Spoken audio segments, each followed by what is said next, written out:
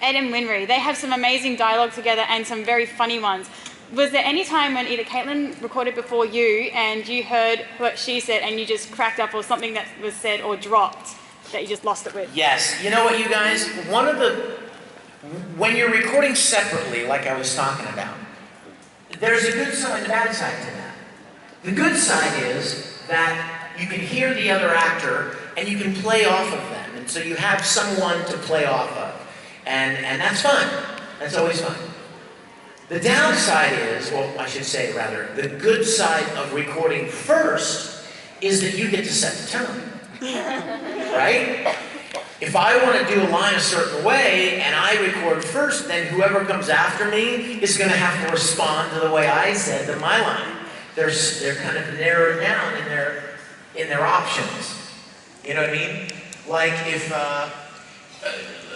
the scene perhaps is, you know, it's between Ed and Al, and Ed is supposed to say, I don't think that's a good idea, Al.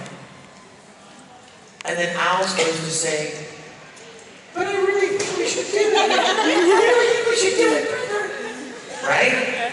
My voice is a little trash.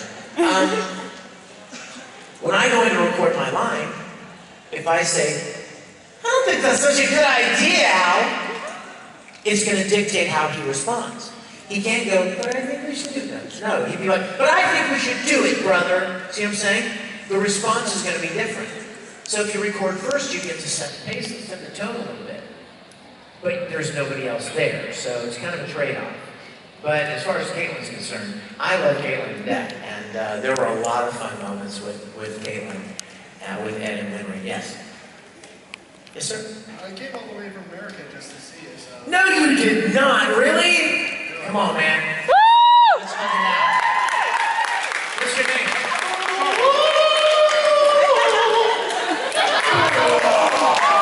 It's no fair to a bulletproof vest gun. Cool. What's your name? Charles. Charles, it's a pleasure. Where are you from?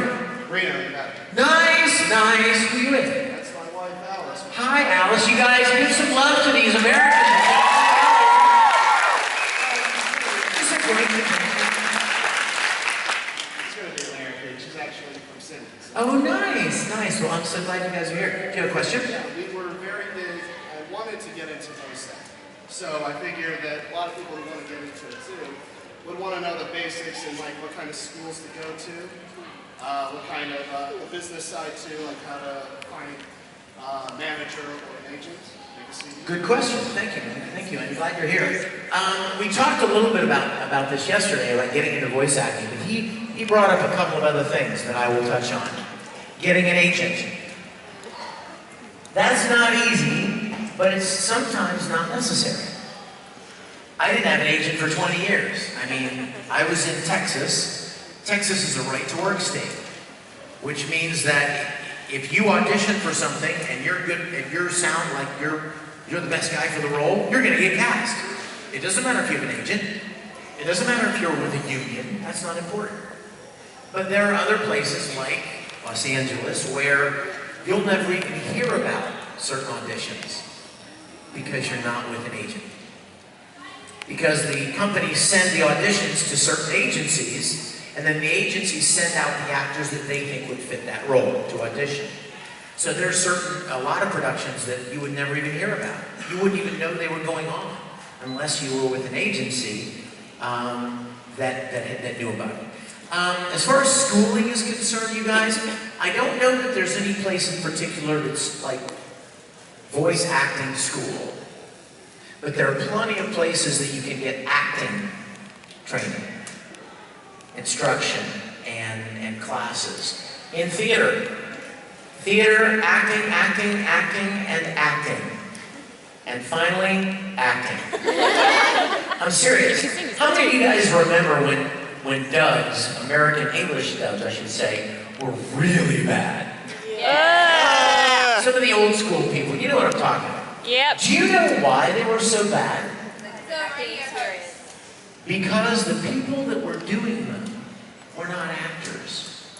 They were radio guys. They were people that were voicing like announcers.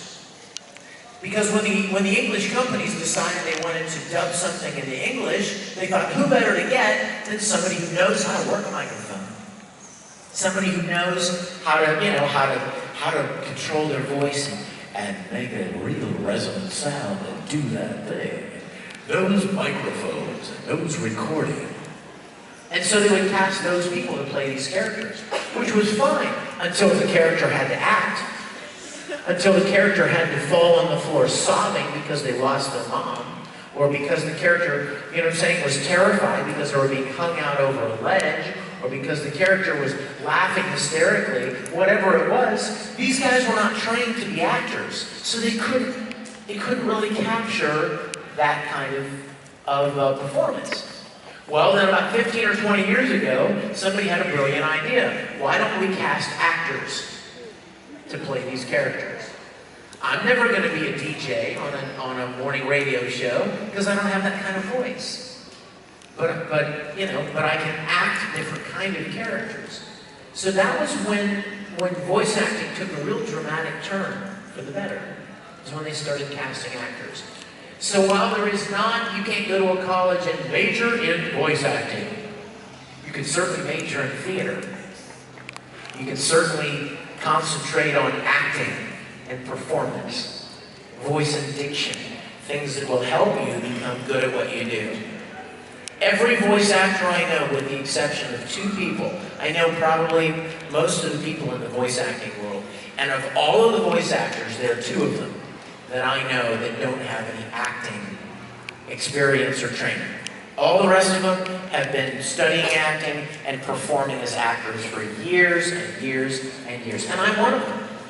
When somebody gave me the chance to voice act, you know what word I heard? Act. Because I loved acting ever since I was little. So it's just a different set of tools. You use different skills when you're a voice actor than you would use as an on-stage actor. But it's still acting. Yes? We've all seen and heard of your tribute wars with Todd Havercorn. Yes. How did you come up with the idea for the Fellowship of the Todd? Oh! Okay, first of all, I would really love it if you guys would go watch this on YouTube. It must be seen. It's way too epic. Am I wrong? I've never, can't watch. Okay. Couldn't watch The Hobbit. I'm going to super fast recap. Todd Havercorn, you guys should get together. My sister. Todd Havercorn, your sister? Oh, that's freaky. Okay, I'm sorry. When Todd Havercorn is a really good friend of mine. We're good buddies. And in fact, he's playing Mr. Spock in my Star Trek series, and he does a great job.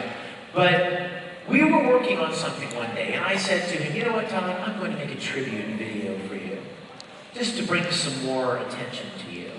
And he was like, gee, thanks, Vic, that's cool. And so I made this video, and literally it was nothing more than a black screen with white letters that said Todd Havercorn, and then dramatic opera music for 30 seconds. It's on the internet, it's on YouTube. That was literally it.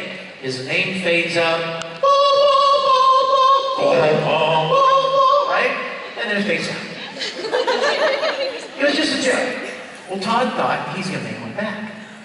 So he made one, but he used pictures of me from the internet. And I'm like, oh, I see how it is. You're stepping it up. So I made another one, and I used pictures of him. And then he made another one. And he got voice actors to be in it. I'm like, oh, I see how it is now. You just want to make it, now you're bringing other people into it now.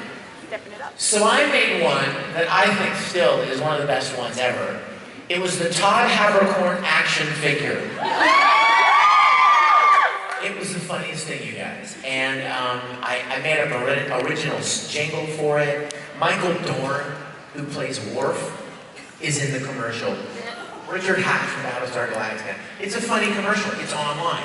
And I was thinking, okay, Todd, you can just lay down now because the competition's over. You can't beat Todd Havercorn action figure. But he didn't get the message. He made another one. He made something called CSI Mignogna. And he literally, I mean, he put some time into this, you guys. He got actors together, he shot it like it was a CSI episode where I had been kidnapped by a rabid fan. And then at the end, it turns out it was Abercorn who kidnapped him in the first place. And he thought he was kind of win. So then suddenly the fans start writing me and they're like, when are you going to make another one?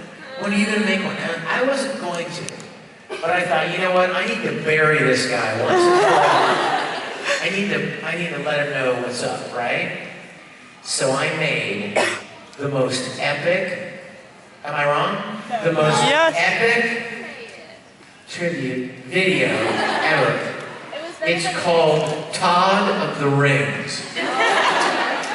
Now just imagine, all right? I mean, what that conjures up. We've all seen Lord of the Rings, so you understand the epic splendor and panorama of the idea.